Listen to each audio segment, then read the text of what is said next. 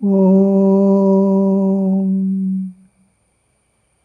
Sthapakaya cha dharmasya sarvadharmasvarupine avatara varishtaya Ramakrishnaya te namaha.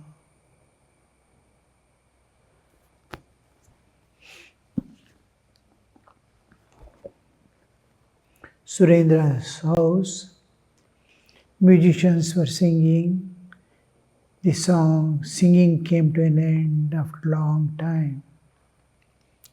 As the music came to a close, the master led the chorus. All chanted together to the accompaniment of drums and cymbals. Victory to Radha and Krishna. Hallowed be the names of Radha and Krishna. The devotees felt a surge of divine emotion and danced around the master. He too danced in ecstasy of joy. The names of God echoed and re-echoed in the house and garden. How to transcend the bodily identity, bodily awareness. We are stuck by bodily identity. As long as we are awake, we are totally one with body, and we claim and feel and experience ourselves being body. The moment we sleep, we separate totally from the body and enter into another dimension, unrelated to body. Not even the awareness there is a body, I have left and come will be there. I neither have a body or this world. How I identify this body? Can I be free from that identification and know myself freely as I am in sleep? How much separate I am from body? Can I be in the body, dwell in the body with all external awareness, not being the body? It happens only after you know yourself, what you are, independent of body. Atma Jnana. When you turn inward and travel, just like you enter into sleep, separating one by one layer, cross the mental sheath also, enter the Vijnanamaya Kosha, the space of knowledge, the sheath of knowledge. Then first time you will experience what is spirit. Then you travel still deeper, one more sheath of bliss, Anandamaya Kosha, then enter into infinite existence. Know yourself. I am infinite. I am eternal. Oh, birth is only for body and mind. I remain all pervading. I am the space, no doubt, in the spot, the body. I am in the space too. The same space, pot space is there in the room space also. Same space is infinite space beyond the pot and the room. So I am vast. He knows himself being in every jiva and within himself. And that, how to get rid of this body identity, how to know myself independent of body, with the ideal of God presenting in duality, in the man's garb and in the woman's garb. Like I am taking a clay and making a man's body and woman's body. And clay is clay. It has neither gender nor duality. Same clay is here as man, same clay is there in another doll as woman. One material. When you see it as clay, both are same. When you see the form, they are different. So this ideal is brought inside his Chaitanya. Man's body, when it attains perfection and independent of body, it will know it is spirit. When woman's body identifies, slowly withdraws from the bodily identity and notes itself, the woman knows, I am Chaitanya. What would be the state when one knows himself to be the consciousness, Shuddha, pure consciousness, Shuddha Chaitanya? I am the ocean of bliss. I don't seek anything. At that stage of Purnatva, Paripurnatva, what will happen? Total freedom from nature forever. So this is the Krishna and Radha are presented as the perfected beings. Similarly, God and devotee is presented Nara Narayana. So here the Radha Krishna concept is one has become two, appearing as two. Men mistake, people mistake as woman and man. But that state we have to attain to know one's own self. So that ideal is kept. That is the perfected state where the bodily existence is transcendent and spiritual existence is reached. Chaitanya is loving Chaitanya, merging in Chaitanya like a river flowing, eternally flowing into the ocean. It is pouring into the ocean and becoming expressed. It spreads itself, vyapti. Same ocean, whole day during sunrise, before after sunrise, till sunset, is constantly evaporating water at very high rate. When sun is not there, still evaporation goes on. May not be that strong, but constantly the air blowing, the temperature around the earth on the other sides, everything makes the ocean again become steam like vapor, water vapor, and become clouds. Again rain falls, rivers are flooding, again joining the ocean. How the cycle is going on, you see. From water, ocean, pure water is separating, falling the ground. The moment it touches ground, all dirt it gets. Till it touches ground, it is pure.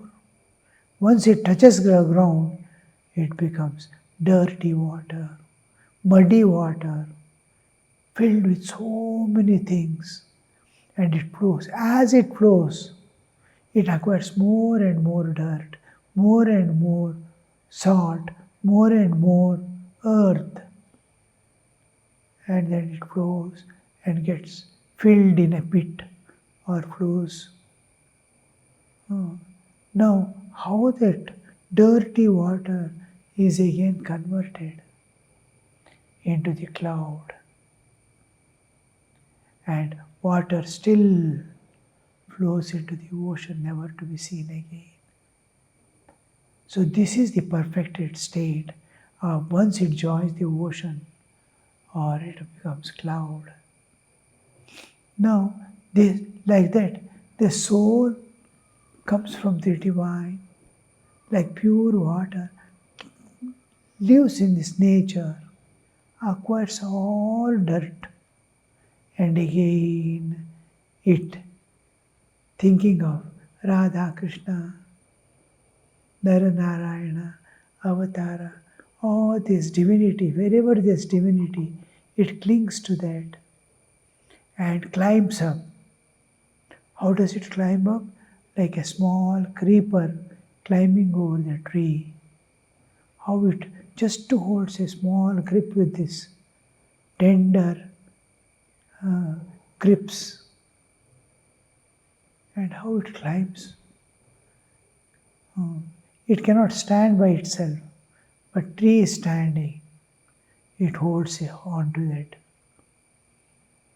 Its tendons, how they grip and climb and goes beyond the tree and spreads itself, complete tree. A helpless creeper which cannot stand and rise to that level by no means is making it possible to cover the tree itself. Like that, Jiva holds on to these ideals, Radha Krishna, Nara Narayana, Shiva Parvati, all these ideals which are exhibiting pure divinity to the extent they are Shuddha Chaitanya. Name, form and qualities are just external superimpositions. Deep within is the divine.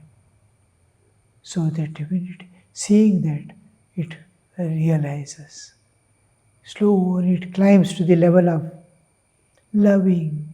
Sri Ramakrishna is demonstrating how to love Radha and Krishna, the supreme ideal of human existence, where bodily existence is there, but it is not in their awareness.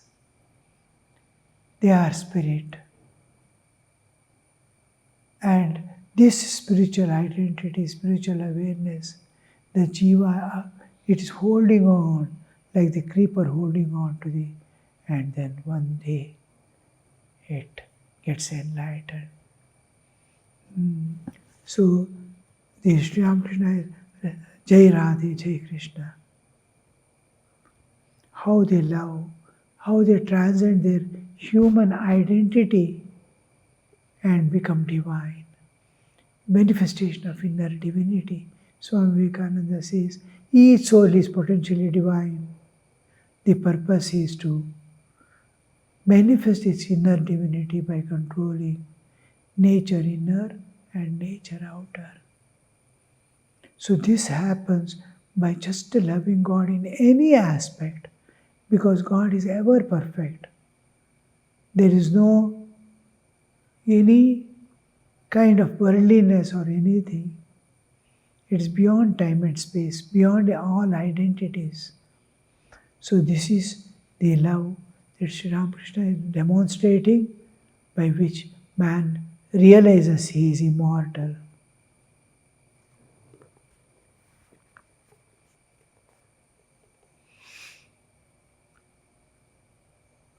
After the music, Master sat with the devotees. Just then Niranjan arrived and prostrated before him. At the very sight of his beloved disciple, the Master stood up. With beaming eyes and smiling face, he said, "You have come too." To him, the main part played is over. Niranjan is entering now. The dance, this, that, music, everything has missed. But presence of Sri Ramakrishna is enough for them. One cannot be guileless without great deal of spiritual discipline. In the previous verse, we have read this yesterday. A hypocritical and calculative mind can never realize God. Don't you see that God incarnates himself in the family where innocence exists? How guileless Dasharatha was, so was Nanda, Krishna's father.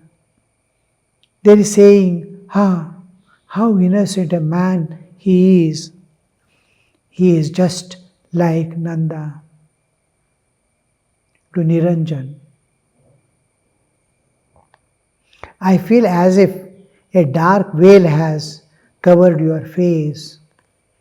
It's because you have accepted a job in an office. They have come for a different purpose. And the innermost, this one is trying to express that. They are Parshadas of Sri Ramakrishna, who are the torch bearers for the future.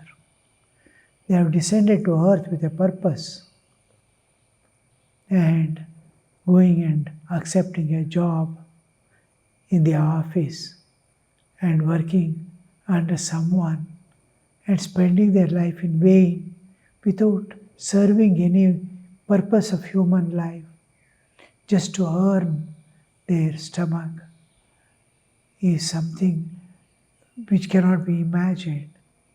Normal people, ordinary people may have to do that, but they too have to do as a worship unto God.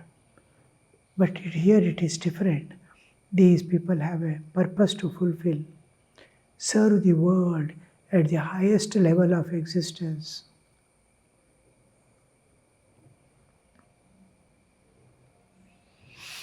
One must keep accounts there, mishandle money. Besides, one must attend to many other things, and that always keeps the mind in a state of worry.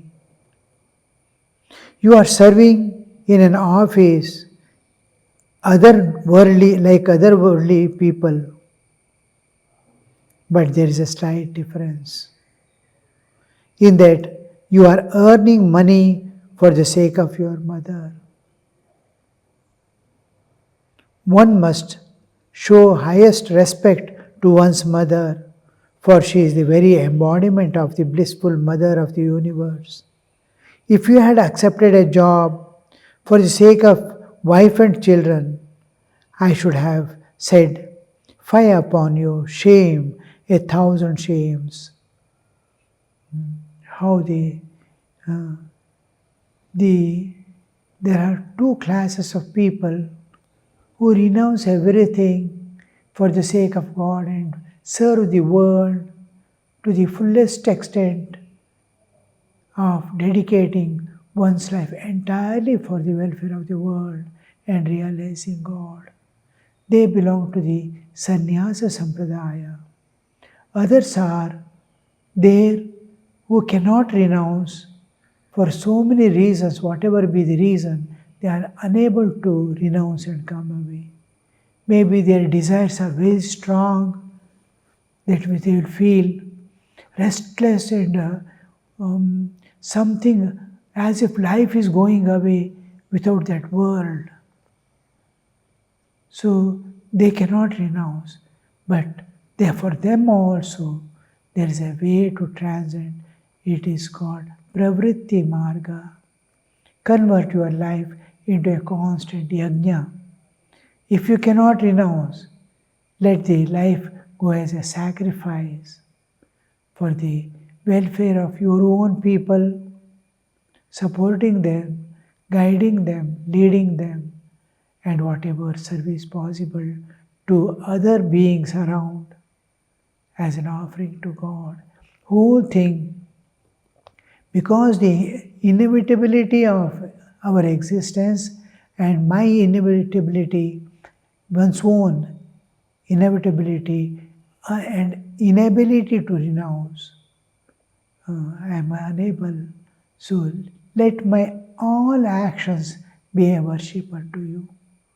This is the concept of yajna, and it constitutes the path of pravritti marga. Nivritti marga is renouncing and going away, but serving the same purpose, serving the world and serving God. Here in pravritti marga, your actions, whatever you do, is converted into a sacrifice unto God.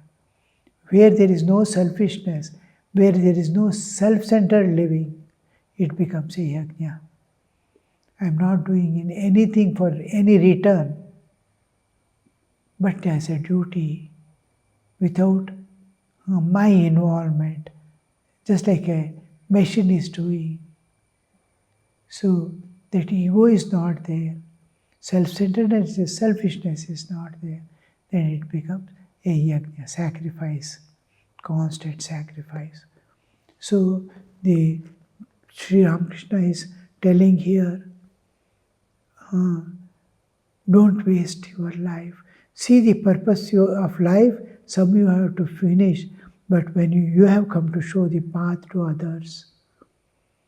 This is not befitting you to go for a job and live there. You will not be able to serve this world. A single obligation, you cannot serve the world. You are bound by that.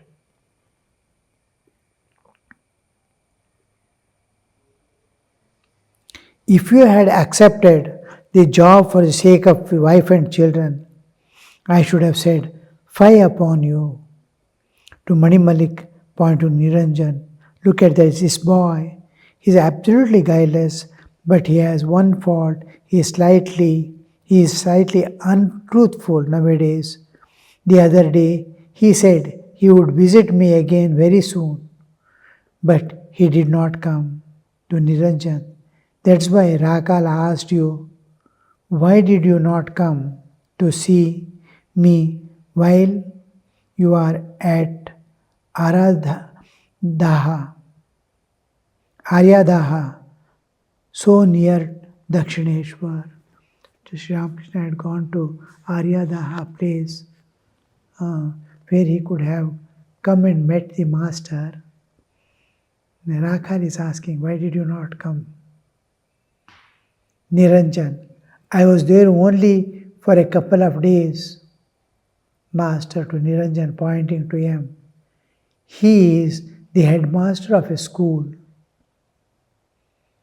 At my bidding, he went to see you. To him, did you send Baburam to me the other day? The master went to the adjoining room and began to talk with some devotees there.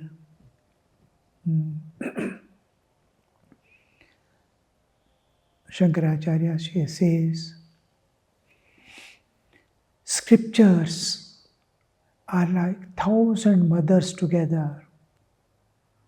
Suppose in one mother, the motherhood is awakened of 100 or 1,000 mother.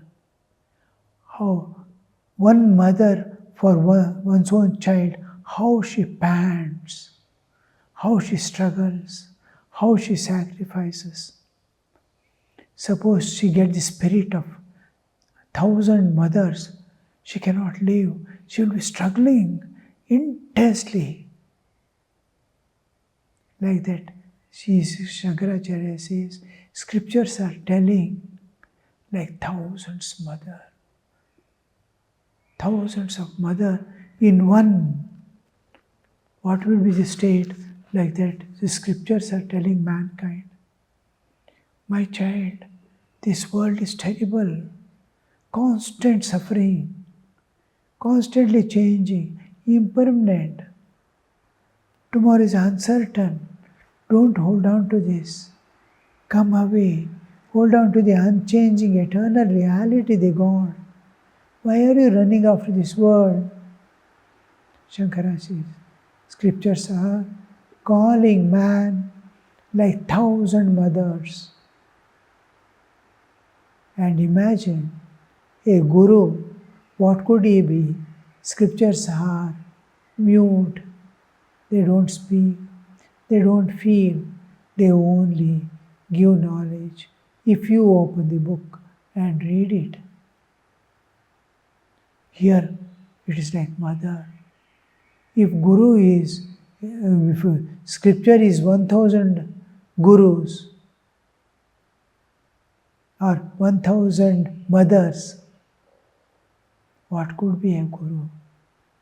If scriptures are 1,000 mothers, guru will be millions of mothers. Because he follows the disciple lives after life, for having initiated him into spiritual life that takes many lives to realize the fruit. And Guru stands by, watching him every life completing and going for the other. So that is how Sri Ramakrishna is looking after these children. Did you send Balram to me the other day? Baburam to me the other day. The master went to the adjoining room and began to talk with some devotees there. Master to him, how wonderful was the yearning of the gopis for Krishna. The Radha Krishna songs and all that he heard, he too sang and danced. It is continuing deep inside. Separation from Krishna created a great fire of anguish in Radha's heart that it dried up even the tears in the eyes.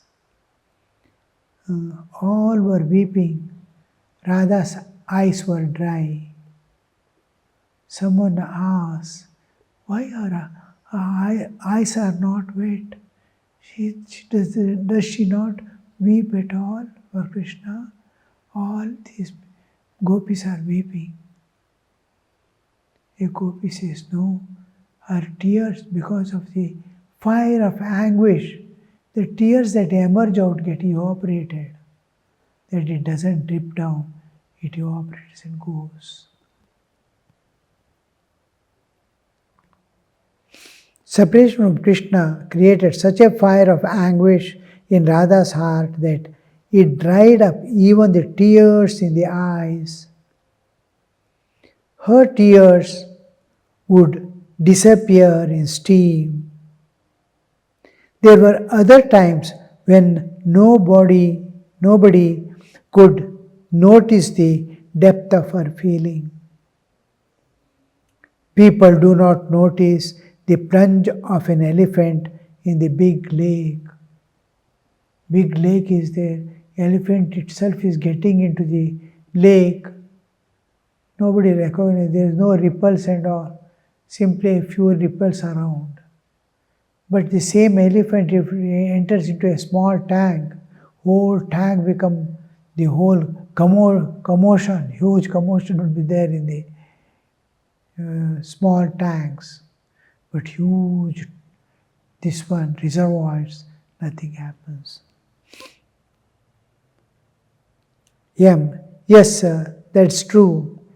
Chaitanya too experienced a similar feeling. He mistook a forest for the sacred grove of Vrindavan and the dark waters of the ocean for blue Jamuna.